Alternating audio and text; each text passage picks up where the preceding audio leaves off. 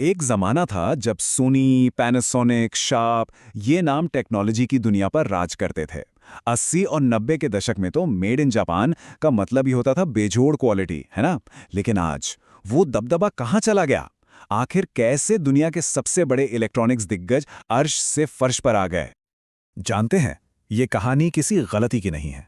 असल में ये एक बहुत ही गहरे विरोधाभास की कहानी है कि जापान की कंपनियों ने सब कुछ सही किया। उन्होंने बेहतरीन प्रोडक्ट्स बनाए, सही फैसले लिए और ठीक इसी वजह से वो हार गए। अब सवाल यह है कि यह मुमकिन कैसे है? चलिए आज इसी उलझी हुई पहेली को सुलझाते हैं। सबसे पहले यह समझना होगा कि 1980 और 90s के दशक में जापानी ब्रांड्स का मतलब था परफेक्शन। मतलब जब बात हार्डवेयर की आती थी तो उनका कोई मुकाबला ही नहीं था।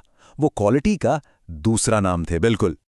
वे इतने बेहतर क्यों थे? देखिए, उनके पुर्जों की सटीकता, उनकी बनाने की प्रक्रिया और क्वालिटी कंट्रोल का जो स्तर था वो बेजोड़ था।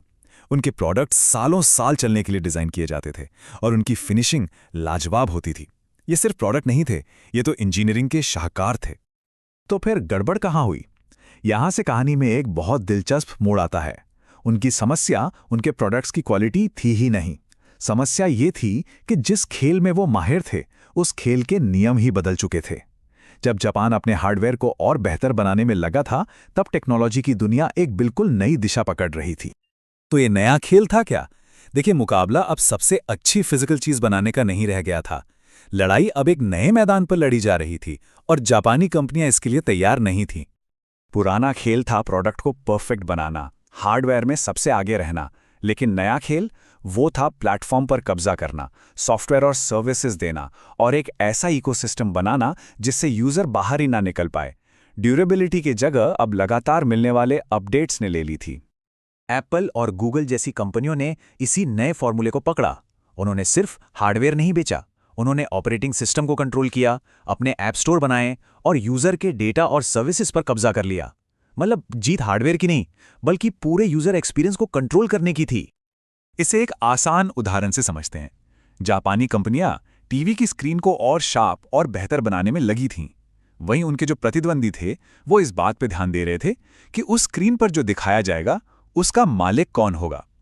एक प्रोडक्ट पर काम कर रहा था और दूसरा पूरे बाजार पर। लेकिन सवाल तो ये है कि जापान की कंपनियां इस नए खेल को अपना क्यों नहीं पाएं? इसका जवाब उनके हार्डवेयर में नहीं, बल्कि उनके कॉरपोरेट कल्चर यानी उनकी संस्कृति और काम करने के तरीके में ही छुपा है। सबसे बड़ी रुकावट थी उनकी एक्सेसरी वाली मानसिकता। उनके कल्चर में सॉफ्टवेयर को हार्डवेयर का सिर्फ एक छोटा मोटा हिस्सा माना जाता था, एक मामूली एड ऑन। उसे प्रोडक्ट की असली वैल्यू का हिस्सा कभी समझा ही नहीं गया, जबकि नई दुनिया में सॉफ्टवेयर ही राजा था।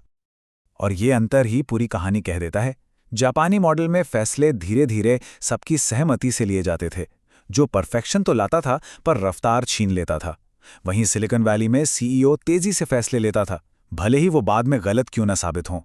जापान में असफलता को एक कलंक माना जाता था, जबकि नई दुनिया में इसे सीखने और आगे बढ़ने का एक जरूरी हिस्सा। जापान में प्रोडक्ट को परफेक्ट बनाकर ही रिलीज करते थे, जबकि दूसरे पहले रिलीज करते थे और फिर यूजर के फीडबैक के हिसाब से सुधार करते रहते थे। उनका लक्ष्य तेजी से फैसला लेना था ही नहीं, उनका लक्ष्य था एक ऐसा फैसला लेना जो कभी फेल हो ही न सके। और इसी परफेक्शन की जिद ने उन्हें इतना धीमा कर दिया कि वो बाजार की रफ्तार से बहुत बहुत पीछे छूट गए। और आखिरी वजह, जो शायद सबसे बड़ी थी, वो थी उनकी अपनी ही पिछली सफलता का अभिशाप। जी हां, जिस फॉर्मूले ने उन्हें सालों तक जिताया था, उसी ने उन्हें बाजार में हो रहे बदलावों के प्रति एक तरह से अंधा कर दिया था। जापानी कंपनियां महंगे और टिकाऊ प्रोडक्ट्स बनाती रहीं, लेकिन दुनिया भर के ग्राहकों की प्राथमिकताएं बदल रही थीं। अब लोग परफॉर्मेंस से ज्यादा कीमत और यूजर एक्सपीरियंस को महत्व दे रहे थे। उन्हें सालों साल चलने वाले प्रोडक्ट की जगह लगातार नए अपडेट्स और नए फीचर्स चाहिए थे। तो इस गिरावट के बाद जापानी इंडस्ट्री को खुद को फिर से खड़ा करना पड़ा। उन्होंने ग्लोबल टेक्नोलॉजी की दुनिया में अपने लिए एक बिल्कुल नई भूमिका खोजी। वे बादशाह के सिंहासन से उतरकर एक नई जगह बना रहे थे। ये चार्ट दिखाता है कि उन्होंने किया क्या। उन्होंने फिनिश्ड प्रोडक्ट्स बनाने से अपना ध्यान हटाया, जो अब उनके व्यवसाय का केवल 20% है। अब उनका सबसे बड़ा हिस्सा, करीब 45%, हाईटेक कंपोनेंट्स और मटेरियल्स बनाने में लगता है। साथ ही वे इंडस्ट्रियल और मेडिकल डिवाइसेस में भी 35% के साथ काफी मजबूत हो गए।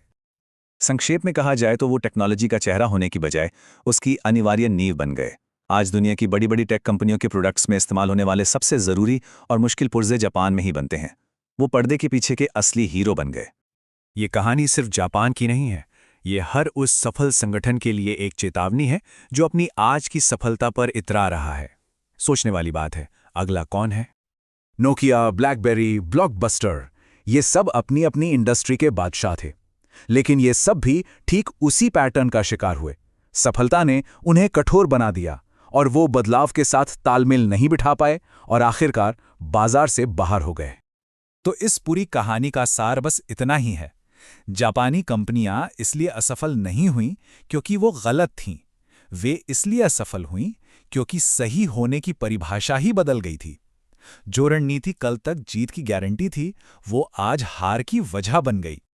और ये हमें आज के सबसे जरूरी सवाल पर लाकर खड़ा करता है, क्या संगठन और लोग चाहे अपने काम में हों या अपने जीवन में अगले बदलाव को देखकर उसके अनुसार खुद को बदल रहे हैं, या फिर वो भी अपनी पुरानी सफलताओं से बंधे हुए हैं?